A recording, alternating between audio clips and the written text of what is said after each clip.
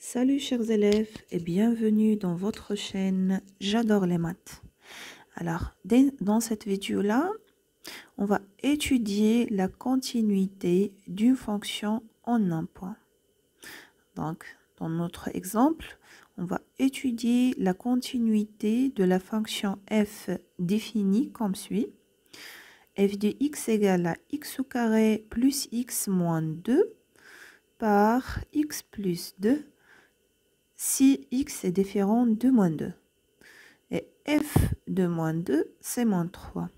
Alors, tout d'abord, on va faire un petit rappel sur la continuité d'une fonction en un point. Alors, pour dire que f est continu en A, en un nombre A, ça équivalent à quoi? Ça équivalent de dire que la limite lorsque x tend vers A de f de x égale à f de A. C'est-à-dire, la continuité en un point signifie que lorsque x s'approche de A, f de x s'approche à f de A. Très bien. Donc, on va, pour étudier la continuité de f de x en moins 2, pardon, ici c'est moins 2. Pour étudier la continuité de f de x en moins 2, on va tout d'abord calculer la limite lorsque f de x s'approche en moins 2. Alors, si on aura l'image de moins 2, c'est-à-dire moins 3, c'est-à-dire la fonction, ça sera continu en moins 2. Si nous avons obtenu une limite qui est différente de f de moins 2, c'est-à-dire un nombre différent de moins 3 ou l'infini, dans ce cas-là, on va dire que notre fonction n'est pas continue en moins 2. Très bien, donc on commence, on va calculer, on a la limite lorsque x tend vers un moins 2 de f de x égale, c'est la limite lorsque x tend vers un moins 2. On va remplacer la fonction par sa formule de x au carré plus x moins 2 divisé par x plus 2. Alors, toujours, lorsqu'on veut calculer la limite en un point, il faut tout d'abord remplacer par la valeur moins 2.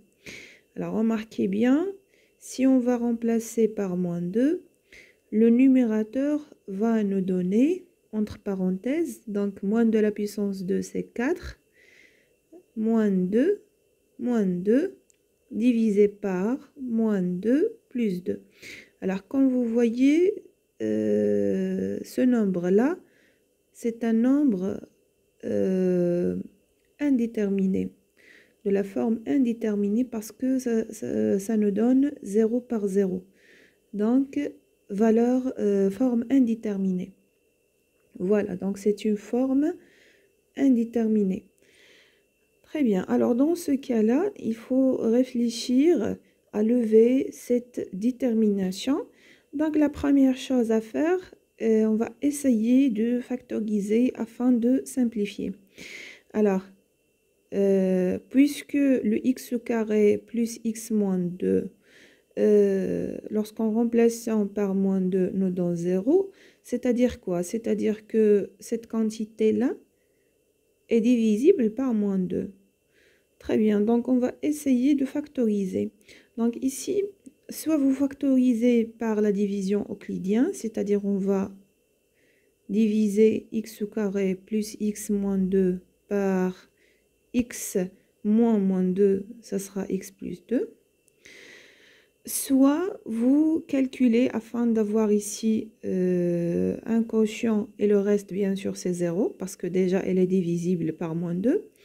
Soit vous calculez le discriminant delta. Donc si vous calculez delta,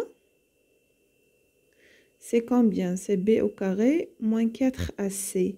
Qui nous donne combien? B, c'est déjà le 1. Donc 1 au carré moins 4. A, c'est 1 fois C, c'est moins 2. Alors, qui nous donne 1, le moins avec le moins, c'est plus 8, qui nous donne 9, donc c'est supérieur à 0. Donc, le discriminant est positif, ça signifie quoi? Ça signifie que qu'on a deux solutions. Donc, soit x1 égale à, donc, c moins b moins racine delta sur 2a, ou x égale à moins b plus racine delta sur 2a. Donc, on va calculer ces deux racines, ces deux solutions pour notre polynôme. On aura donc le b, c'est déjà le 1, donc moins 1, moins racine de 9 par 2 fois 1, ou moins 1 plus racine de 9 sur 2 fois 1, qui nous donne, alors c'est 3, donc moins 1 moins 3, c'est moins 4, divisé par 2, qui nous donne moins 2. Et la deuxième solution, c'est donc 3. 3 moins 1, c'est 2 par 2, qui nous donne le 1. Alors, ce polynôme-là admet deux solutions. Donc, x au carré plus x moins 2 admet deux solutions. Donc, on va le factoriser. Alors que vous avez tous qu'un trinôme se factorise. Lorsque le trinôme admet deux solutions, sa forme factorisée est comme suit. On fait a fois x moins x1 fois x moins x2.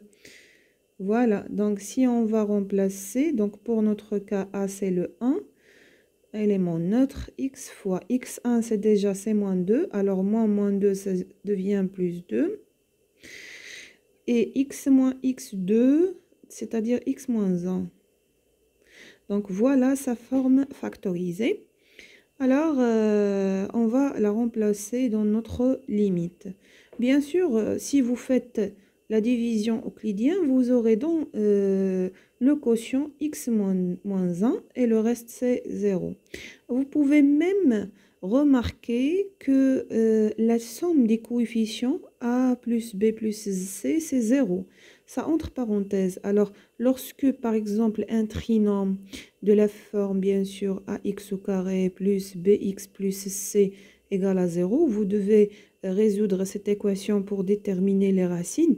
Alors, si vous remarquez que la somme des coefficients a plus b plus c égale à 0, alors dans ce cas-là, bien sûr, le discriminant, ça sera positif. Et le trinôme admet deux solutions qui sont toujours le x1, toujours deux solutions. C'est le 1 et c'est le c par a. Donc, vous pouvez bien sûr changer de dire x1 c'est c par a, x2 c'est 1. Donc, toujours on a ces deux solutions-là. C'est le 1 et le c par a. Et quand vous voyez, dans notre trinôme, on a le a c'est 1, le b c'est 1 et le c c'est le moins 1. Alors, si vous sommez ces coefficients, vous obtenez le 0. Ça signifie que ce trinôme-là admet deux solutions. Donc, la première, c'est le 1. Voilà, on a déjà trouvé que x2 égale à 1. Et la deuxième, c'est c par a. Donc, c par a, voilà le c, c'est moins 2. Divisé par 1, c'est moins 2. Et déjà, on a trouvé le moins 2. Donc, ça entre parenthèses, ça entre dans les techniques. Comment résoudre un trinôme ou comment factoriser ou déterminer les racines d'un trinôme. Alors, ce qu'il faut faire ici, donc on va remplacer dans notre limite, lorsque x tend vers 1 moins 2, donc on va remplacer le numérateur x au carré plus x moins 1 moins 2 par sa formule factorisée qu'on a déjà déterminée. Donc c'est x plus 2 fois x moins 1. Voilà, divisé par combien? X plus 2.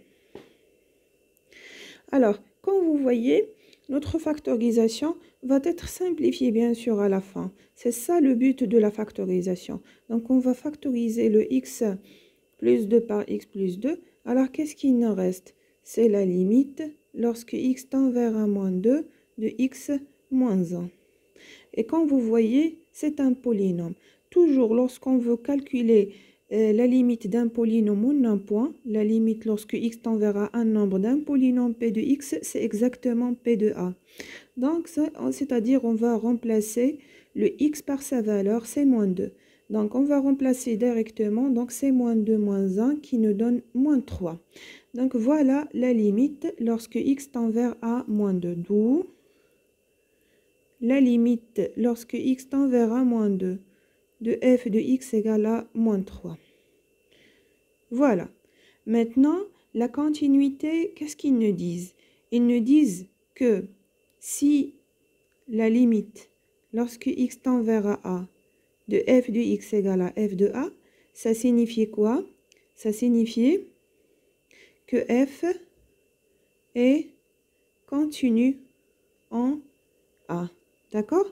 Donc, maintenant, il faut comparer ce résultat-là avec l'image de a, c'est-à-dire l'image de moins 2. On a déjà f de moins 2, c'est moins 3. Voilà. F de moins 2, c'est moins 3. Donc, on remarque que ces deux quantités-là ayant la même valeur. Très bien. Ainsi, f de moins 2, c'est exactement la limite quand x tend vers un moins 2 de f de x. Alors, puisqu'on a l'égalité, ça signifie quoi? Ça signifie que notre fonction est continue en moins 2. Finalement,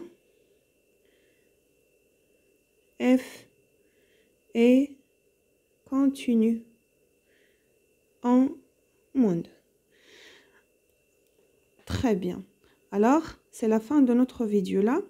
Alors, si vous aimez cette vidéo, n'hésitez pas de s'abonner dans notre chaîne J'adore les maths et à la prochaine.